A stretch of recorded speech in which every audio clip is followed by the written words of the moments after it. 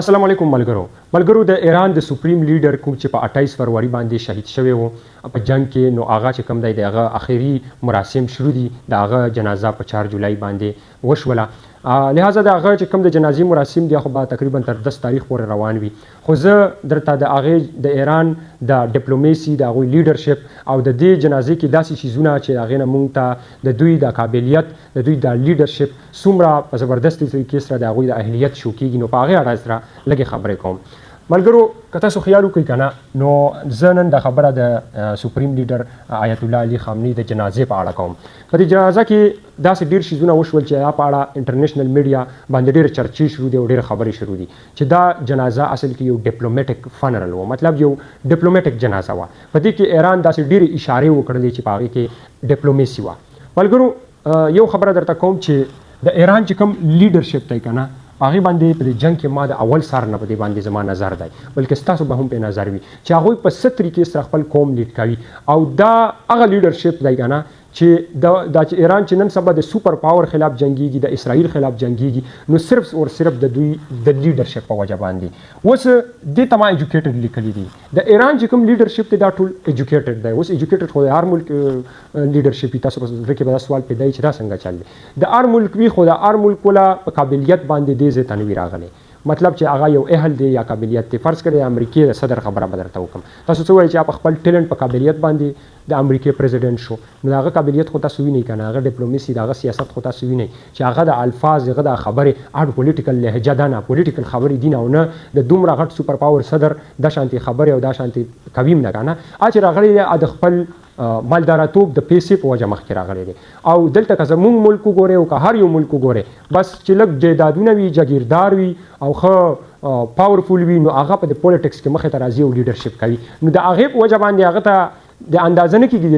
لیډرشپ نه پکې هغه کوالټیز وي نه یې هغه ایجوکیشن کړی وي کوم چې د لیډرشپ دپاره پکار وي نه یې هغه سټډي کړي وي کوم چې د لیډرشپ دپاره پکار وي نو د هغې په وجه باندې چې کوم دی هغه بیا خپل ملک ته داسې فیصلې وکړي چې هغه ډېر نقصان خور کړي نو د ایران چې کوم لیډرشپ ته ټول په اهل په میرټ او په قابلیت باندې او په ایجوکیشن باندې دې ځای ته رارسېدلي دي نو د دې په وجه باندې په صحیح ټایم کې صحیح فیصله کوي او هغه په ډیپلومیسي او په جیو پولیټکس او په دې ټولو شیزونو باندې پوهېږي تر اوسه پورې ځکه دوی چې کوم دی په دې جنګ کې چې کوم دی بریا حاصله کړه مین شیز زه نن تاسو ته دا ډسکس کوم چې په دې جنازه کې څه شي ډیپلومیسي استعمال شوله د ایران د سایډ نه که تاسو خیال وکړئ په 4 جولای باندې د دې جنازې اعلان شو چې په 4 جولای باندې به شروعات کیږي په 4 جولای باندې د امریکې د ازادۍ ورځ هم د کومه چې د نن نه 2.5 کاله مخکې په 1776 کې په 4 جولای باندې دوی د کولونی و په خپله د برټش نو هغې نه چې کوم دی دوی آزاده شوله او په 4 جولای 1776 کې دا یو آزاد ملک په دنیا کې راغلی نو په 4 جولای باندې اصل کې هغوی د ازادۍ ورځ چې کوم دی مناوله خو ایران څه وکړل ایران په 4 جولای باندې د هغوی د کسته د دې جنازې اعلان وکړو په دې کې به دا فایده وشي چې یو خو به د هغوی نه د خلکو د نظر ټولې دنیا نظر نن سبا په جنازه دی سره څوک دا وایي نه چې د امریکې د ازادۍ ورځ دا نه چې مطلب د هغوی د ټول اړخ له ټوله توجه د جنازې طرف ووختله او بل طرف لکه تاسو خیال وکړئ په دې جنازه کې تقریبا تر 2 کروړو پورې خلک شامل نو هلته هغوی چې ازادي مناوله دلته ایران ورته خپله یونټي ښودله چې وګورئ په څه طریقې سره موږ یو که عوام دی که حکومت دی که هر څنګه یو موږ اوس هم یو او موږ د بهراني دشمن دپاره یو د هغې د وجې ډونالډ ټرمپ او بهراني دنیا ډېره زیاته حیرانه ده په دې جنازه باندې بل دا خبره خلک کوي چې دا جنازه دومره لیټ ولې شو مطلب هغه په 28 فروری باندې شهید شوی نو دا ایران همدې وخته په انتظار ځکه چې په جنګ په حالاتو کې دومره 2 کروړو خلکو ته دومره انتظام کول او 2 کروړه خلک نو هغې ته مختلف سیکیورټي خطرات نو دې په وجه باندې چې کوم د دوی دا جنازه دومره لیټ کړله ښه یو یې پکې یونټي دنیا ته وښودله د امریکې د ازادۍ نه یې بالکل د خلکو توجه راواړوله بل طرف له یو اهم خبره چې نن سبا په میډیا باندې ډېره په تیزۍ سره روانه ده او هغه دا چې دوی کله په حال کې د تابوت ایښی و د علي خامنی نو په دغه دوران کې د مختلفو اسلامي ملکونو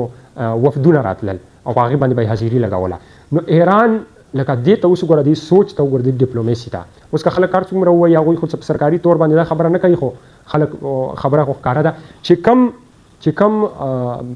ګروپ به راتلو کم وفد به راتلو د کم ملک نو د هغې مطابق به هغوی د قرآن پاک آیات ورته ویلو هر یو ته مختلف آیات. لکه مثال به درکم د سعودي عرب ولا چې تاسو ته پته ده چې هغوی مطلب بیسونه یې ورکړي یا ټول عرب کنټریز چې کوم دي د امریکې سایډ له به دې کې ولاړو دې جنګ کې. نو چې کله هغوی راغلل نو هغې مخې ته یې د قرآن پاک د سورت آل عمران 13 نمبر آیات ویلو چې دا هغه آیات مطلب کې د دوه ګروپونو ذکر شوی دی چې یو د حق طرف لړویږي او بل د باطل طرف. خو بیا چې کم د حق طرف ته چې کم دی دغه الله تعالی بریا ورکوي او چې کم باطل دی د خلکو لپاره عبرت جوړوي. نو د سعودي د وفد لپاره یې دا آیات هغه کړلو. د ترکي لپاره یې بل یو آیات وکړلو چې په هغې کې دا هغه آیات ترجمه دا وه چې کله ترکي وفد راغلو چونکې ترکي داسې ښه ښکاره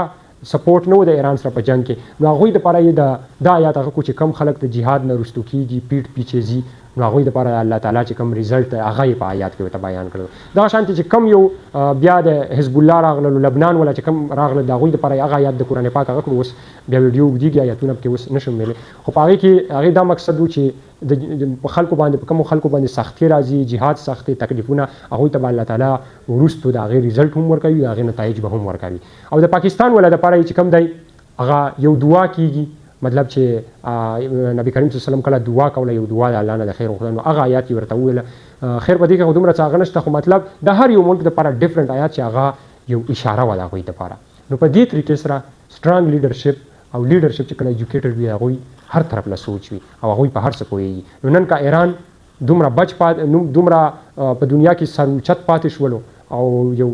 سوپر پاور هغې ته شکست نه ورکوي نو په هغې کې د ټول نه غټ وجه د هغوی لیډرشپ دی. نو په کار دی چې موږ په لیډرشپ باندې کار وکړو موږ خپل هغه پارلمنټ ته هغه خلک ولیږو چې کم اهل دي کم